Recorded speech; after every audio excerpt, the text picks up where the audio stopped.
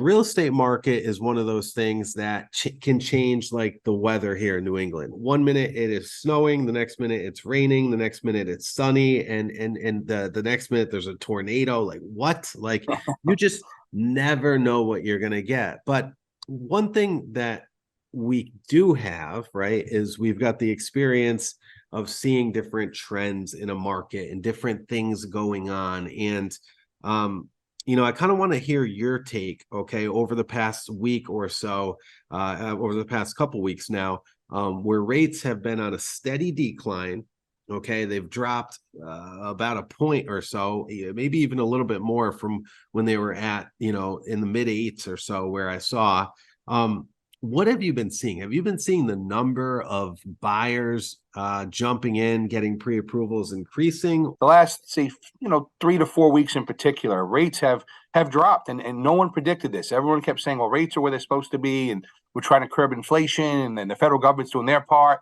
And you know what? We saw rates as high as, 8.25%, 8.5% in the month of November, early November. Everyone's freaking out, like, how are we going to, how are people going to qualify for homes? What are we going to do here for first-time home buyers? So the market has drastically shifted in the last, like you said, 4 weeks since early November.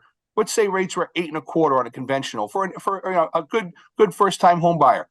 Now we're probably at like 7.25%, maybe even 7%. I mean, so think about that, a difference of 1 to 1.5% buying power wise. I mean, if you were qualified for $400,000, that's say 8.25% a month ago. Now the same situation, you can at income and everything else, you're probably at like 475 right now.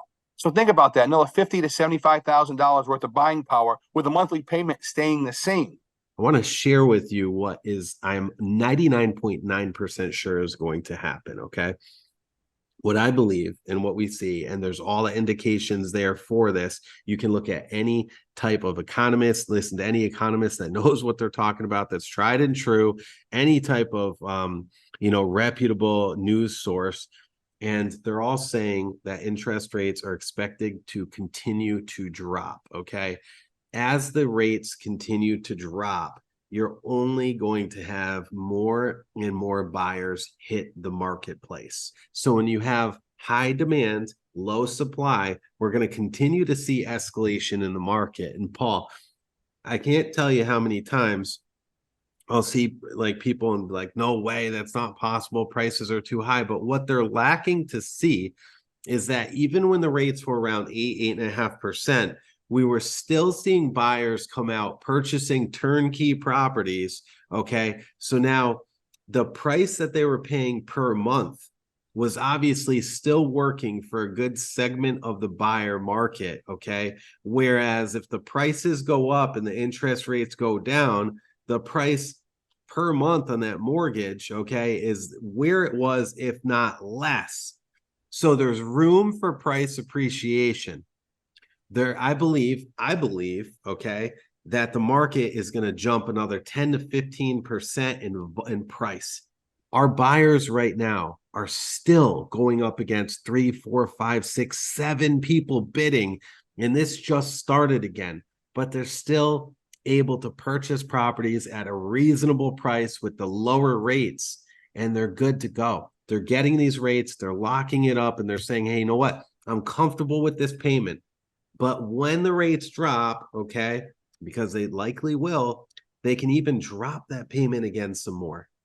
And now they're building up the equity. They have a better payment. They're comfortable where they are with it.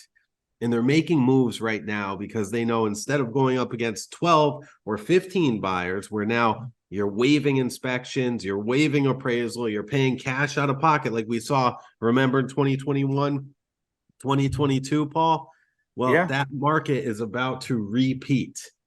And we're also going into an election year, okay? And I do believe that the powers that be, however they can influence it, want to make the economy, want to make the market, want to make things look as amazing as possible, as robust as possible, so that they can look good, even if it is artificial. It is what it is. Oh, we've been saying that for a while. I totally agree. The election year and everything else you mentioned here today, it most likely is going to come to fruition.